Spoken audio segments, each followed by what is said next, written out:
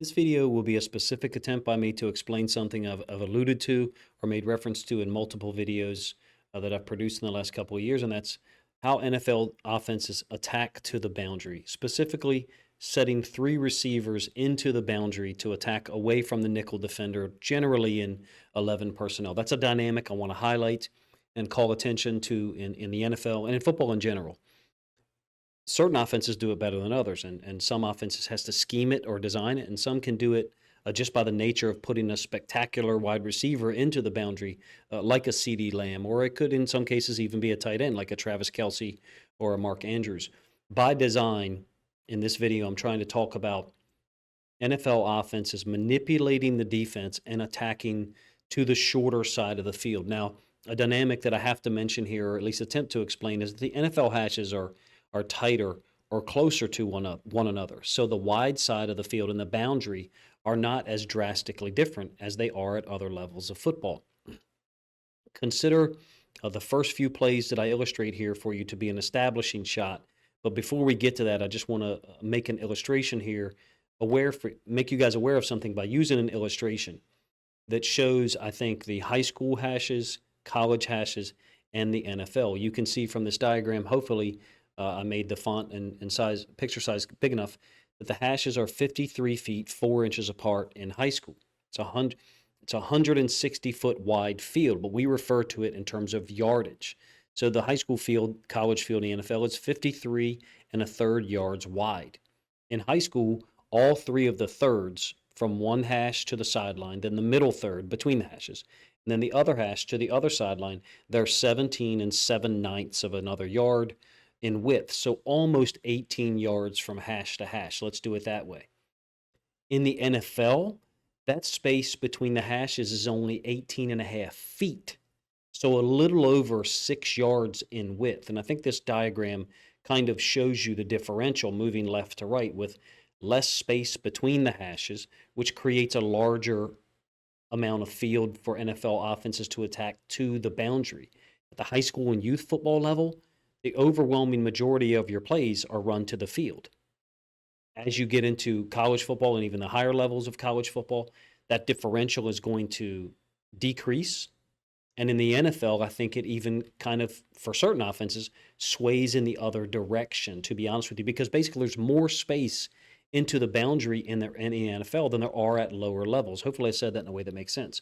So what we'll do here is we'll focus on one personnel group and formation that NFL teams use to take advantage of that space by forcing the defenses to align wrong. Perhaps align wrong is the wrong phrase or wrong term to use, but nonetheless, we'll talk about a formation and utilize plays from across multiple years. So this is Pro Twins A.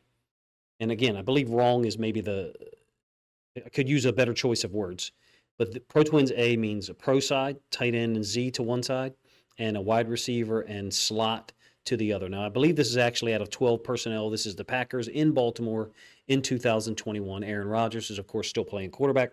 You got two stand-ups to the field. So out of 11 personnel or 12 personnel, the nickel, that's where the nickel's going to be in 95% of coverage situations. You can see pre-snap here what's happening.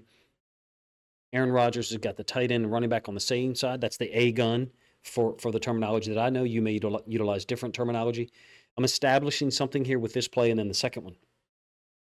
The tight end is running his route into the backside inside linebacker. You can see how quickly Rodgers got rid of the football. It's already out and on its path to the running back who's outflanked Patrick Queen.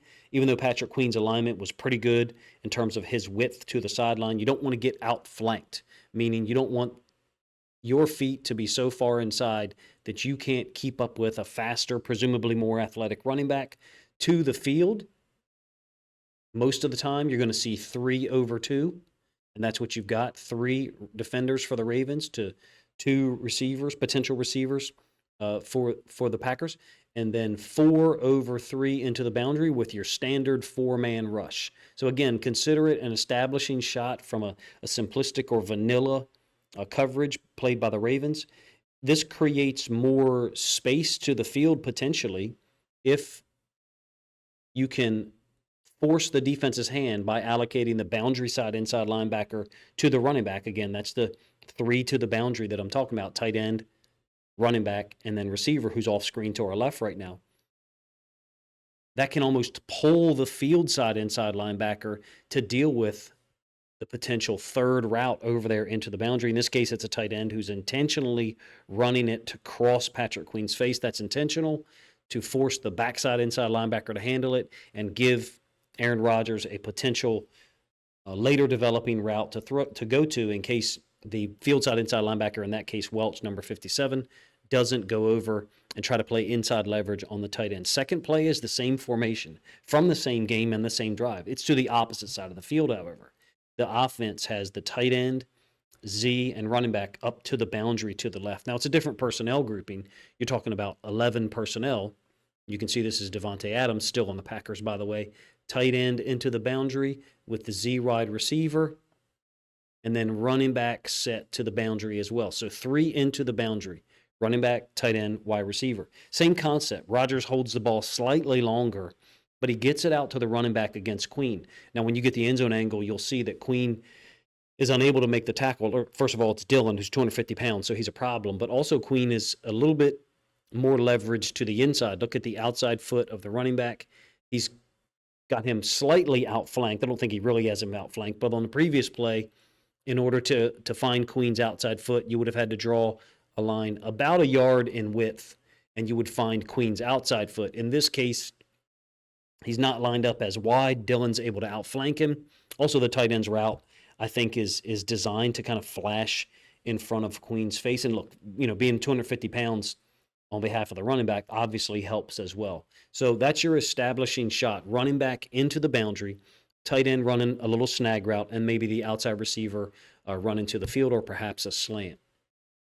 Ravens against the Texans, same formation, same exact formation, 3 to the boundary, except the tight end's a little bit wider, and it's Isaiah Likely. He's in a 2-point stance. So he's not on the line of scrimmage connected to, in this case, the right tackle. I'm talking about Isaiah Likely right there.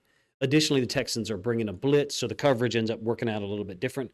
This is one of the Ravens' favorite concepts, snag, very similar to what I showed you, except here, the tight end is running what looks like it could be a corner or a potential smash route, and that's Likely again. And then the snag is Flowers. So the outside receiver and the tight end are kind of switching their responsibility versus the first play that I showed you. And look, it's a 6-man rush by the Texans. So once the outside linebacker clears and goes with the running back out into the flats, Lamar, quick decision, knows that he's going to get the ball to the snag concept. And not only does it get it to him quickly on a third down, by the way, but Zay Flowers breaks the tackle and turns it into, I believe, a 13-yard gain. Simple concept.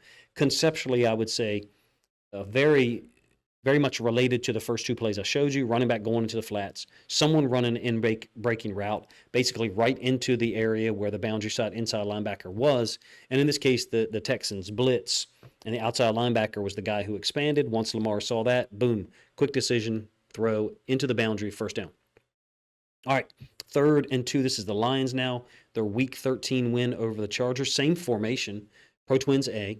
So you've got tight end, Z, and running back all into the boundary, and then 2 to the field. And there's your 3 over 2 to the field here. Slightly different coverage attempted by the Chargers. You do still have an in-breaking route, but now it's switched. It's the running back running the in-breaking route. In this case, it's Jahmyr Gibbs. He's running a zig route, and then Khalif Raymond, the outside receiver, is running the out. So previously we had running back into the flats, Zay Flowers or someone, a little snag, and then the potential smash route by Isaiah Likely. I'm drawing it up mirrored to what we saw on the screen, obviously, because the offense is on the other side of the field.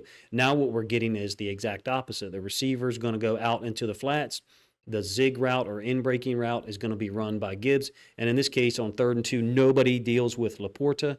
He runs right between the inside linebacker, and I think it's Derwin James. Also, it has to be mentioned, Goff does a great job here of looking over his shoulder to the Z. I'll try to pause it so you guys can see it, giving the impression that he's going to work over here to something, either this out or potentially Gibbs out on the flats, but we know Gibbs crosses face now and brings it back. And I think this just holds either one or both of James and the boundary side inside linebacker, goes up top to Laporta, I think, for a 19-yard gain. It's really impossible for the Chargers to defend this the way that they're trying to with the middle of the field free safety. and no one taking Laporta on the vertical. There's absolutely no way that this safety can get over here to defend this route. If he does, he'd have to take a flat trajectory like that. And it's not what you want to do generally as a safety, because then that allows someone to cross your face easier, because now you're moving in a manner that's parallel to the line of scrimmage. Since neither one of these guys takes Laporta in a man relationship, and if you believe that this is cover 3, this corner is going with the out by number 1, can't defend it from this alignment. So by putting 3 into the boundary, I think what any NFL offense does is kind of limit the coverage options for the defense by putting 3 potential receivers in. Even though it's an admittedly smaller space, you can see that if you don't have a particular relationship or leverage side to one of those receivers, it gives the quarterback quick options to get the ball out. In this case, Goff takes the slower developing or longer developing route. Laporta on a corner or smash concept ends up being converting a 3rd and 2 for a first down. Staying with the same formations, which I'll generally do in this video. Pro Twins A, looks like B here, but the running back is going to switch sides. Ravens week 3 loss at home against the Colts. They specifically utilized this tight end into the boundary, running a seam route, so closer to the top of the numbers, if you will, as opposed to the hash, and the Z receiver taking an outside release to the boundary, trying to get this corner to turn his back. I think they caught the Colts in these coverages, conceptually similar to what you saw against the Chargers, except the only difference here is now you've got a vertical by the number 1, whereas Khalif Raymond on the previous play that I showed you was running that little out. The running back here, Kenyon Drake, is a similar route to what you saw Gibbs run, and Lamar hits the tight end up the seam. I think this is a way that NFL offenses, is one of the ways, obviously, that NFL offenses attack defenses by trying to limit their coverage options to the boundary by giving you twins to the field. In this case, you've got 2 receivers to the field for the Ravens. You could loosely say this is 3 over 2. I think that safety's far enough away, even though he is lined up to that side of the field. You definitely can see where this is cover 3, and you've got a man call on the backside, so that's why that corner's taking a man turn. The Ravens attacked this 3 times early in that game, enough for me and I think many others to be able to recognize and tell that they were specifically going at the Colts' boundary side coverage when they got them in a cover 3 alignment. Colts attacking the Texans, very similar manner. Pro Twins A, running back, tight end, Z, all into the boundary, nickel down to the bottom side of the field. And it's a great play by Derek Stingley, first of all. I'll show you the end zone angle. You'll get an even better idea of it. Gardner Minshew getting the ball out as quick as he can here. Running back into the flats. Snag concept by number 1, who is the receiver sitting down right here. I believe that's Pittman, but I could be wrong. And then tight end running the seam. Exact same play that I showed you earlier that the Ravens ran for the first down against the Texans. So it's similar. It's interesting to me that you have the same exact play here being run against the Texans earlier in the season, in this case to the offense's right, into the boundary. The Texans are in a different coverage situation. Also shows you how brilliant Derek Stingley is. I think he had an amazing year this year, potentially all-pro type season, but there's the snag concept, which against the Texans in that playoff game was Zay Flowers. Running back is off screen to our right. You can see the tight end's feet, which again, referring to that 3rd down in the playoffs was Isaiah Likely, even though Lamar didn't target him. Here it's a great play by Stingley. You can see how they're stressing NFL defenses into the boundary away from the nickel defender. Well, I've shown you very similar concepts so far, so forgive me if it's monotonous. So let's show you a different one, even though it's a very similar alignment. Tight end, running back, same side. Tight end happens to be off the line of scrimmage here, so I wouldn't call this pro twins. I call this twin slot. In this case, it's a zone read. Lamar's keeping it, and you get an arc release by the tight end into the boundary. Why? You're away from the nickel defender, who's here. 2 safeties. The boundary side safety has to spin down. If he does not, imagine that boundary side safety does not spin down for whatever reason, and you've got both safeties at that depth. You just too much space being provided for the offense when they do run a zone read, and Lamar keeps it behind an arc releasing tight end. There's also something to be said about inside linebackers and DNs gap exchanging it.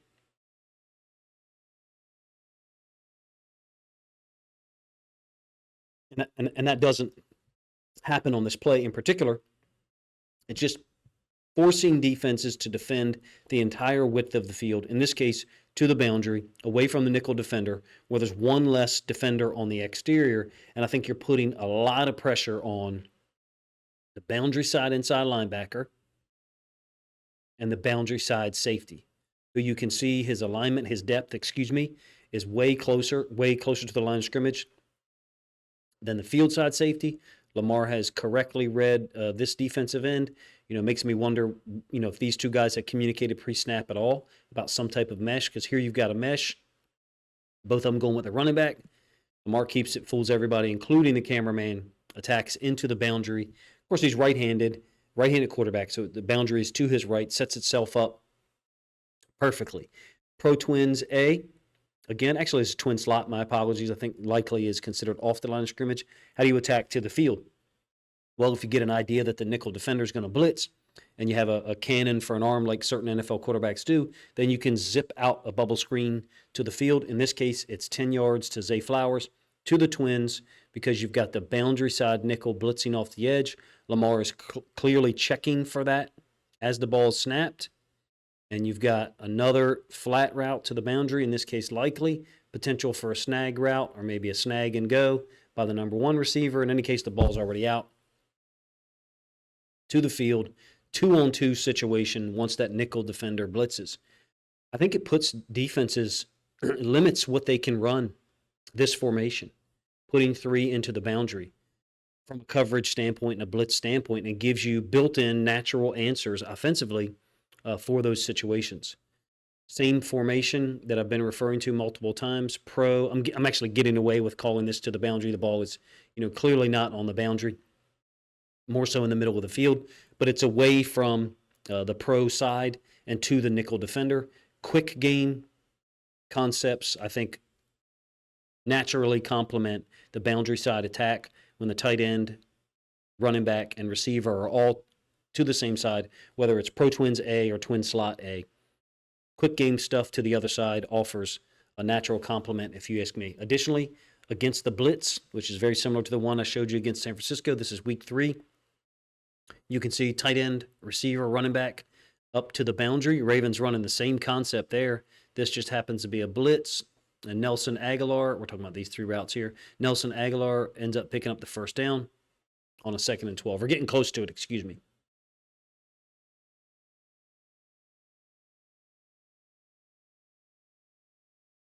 Let's take a look at a handful of more creative or somewhat anomalous play calls from the same formation or formations. In this case, still 3 to the boundary. Just talking about twin slot A. It happens to be a backside screen. We'll give you the end zone angle of this one. Obviously, this is film Carson Wentz with the Colts, so we're talking 2021. Running back, tight end, same side. The tight end is off the line of scrimmage, so twin slot, not Pro Twins A. And it's going to look like a quarterback read to the field. You can see Wentz's eyes is here to the field, locked on Odafe Owe, and offensive linemen are already working past the first level, setting up the screen into the boundary. Huge numbers advantage for the Colts, as you can see. Big gain to Pittman. We'll let it run one more time from the all-22. It's not a one-sided situation when you're talking about 3 into the boundary in terms of where you attack. A lot of the plays I have shown you guys are to the boundary. Again, as I mentioned earlier, and it was obvious if you looked at the diagram as well, there's more space into the boundary in the NFL than there is in college, and far more space over there than there is in high school or youth football. This one's going to end up being Pro Twins A gun. The back switches sides. 2nd and 9 this year, the Eagles against the Vikings, taking advantage of some of the unsound things that teams do on 3rd and long, or in this case, it's 2nd and 9. The Vikings kind of specialize in some of this stuff, but in any case, there's 2 inside linebackers lined up inside in this like mug look, and with a 3-man surface, free releases for the tackle and the guard down on the inside linebacker. Easy. It only ends up being a 6 or 7-yard gain. Give you the end zone angle. Once the back switches sides, you can see the numbers advantage that's created. It looked like to me Pace was identifying something, but they've got a stunt here called on 2nd and 9, probably presuming that it's a pass, and in this case, the Eagles are going against that tendency in terms of playing football differently than the rest of the NFL. which they've done a good job of in the last couple of years. Things certainly went downhill mid to late season in 2023. You can see the downhill nature of this into the boundary to the tight end side, what I would call a three-man surface. If you've never heard people refer to that, what we mean when we say three-man surface is here's the right guard and right tackle, two-man surface, two players lined up outside of the center.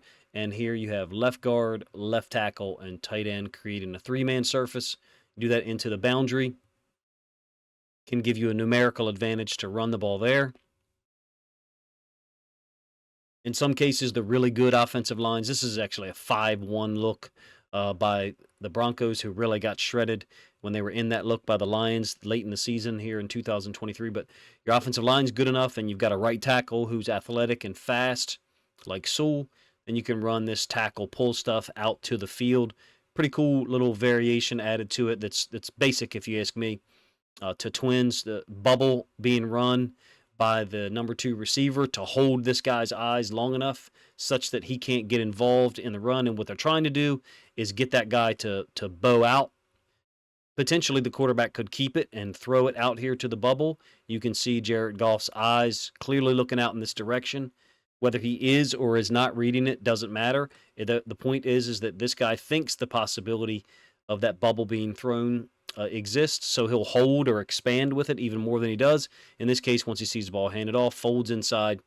Too late, big gain by Montgomery. Give you the end zone angle to that one again. Keep in mind you got Pro Twins A, tight end, running back, same side into the boundary, 3 into the boundary, which is the foundational element of this video. Look, nobody really asked for this video to be made, to be honest with you, but I talk about plays being run into the boundary so often, whether I'm talking about the Ravens offense or the Lions, that I thought it was perhaps beneficial to some people to, and I also wanted to get my thoughts out explicitly on how I think these things are foundational, particularly for Ben Johnson and the Lions, but other teams as well. This is 2021 film again, running back, same side, down here into the boundary. Going to be a give to the running back. Compare this to the run play I showed you guys earlier, where Lamar keeps it against the Jags, and the tight end arc releases, in this case likely was arc releasing out. Compare what the tight end does here on the same side of the back. Basically tries to dig this edge defender out of there, in this case Justin Houston, and if Justin Houston is willing to go upfield, then he'll just take this guy down, and the running back will just wind it off tackle. In this case, the running back begins to do so. Houston tries to redirect back out there because he's trying to disrupt the flow of the play, and the running back brings it back towards the field side for a little bit larger gain. Nice patience, if you ask me. Just illustrating to you that there's different concepts that are used, run concepts, pass concepts, to attack to the boundary or away from it and keep defenses honest, particularly out of that 11 personnel grouping that we talked about. Last two, certainly you are able to throw the ball deep. This is Jameson Williams, big pass play. I'm not sure what this exactly the safety is doing here. Getting an in-cut or in-breaking route more shallow than 7 yards by the number 2 receiver. And in this case, he sits on it, and the ball ends up getting thrown over the top of his head. Huge gain to Jameson Williams for 63 yards against Bland, who had an amazing year, obviously, as whether he was playing corner or nickel defender. Still 3 into the boundary. Tight end, receiver, running back, all into the boundary. Goff taking the shot up to the field. So you can stretch defenses not just horizontally, which has generally been what I've shown in this video. You can also stretch them vertically as well. Route combination here is kind of classic Ben Johnson stuff, if you ask me. It's not a snag route by the outside receiver. You can see the compressed or the tight alignment by Khalif Raymond.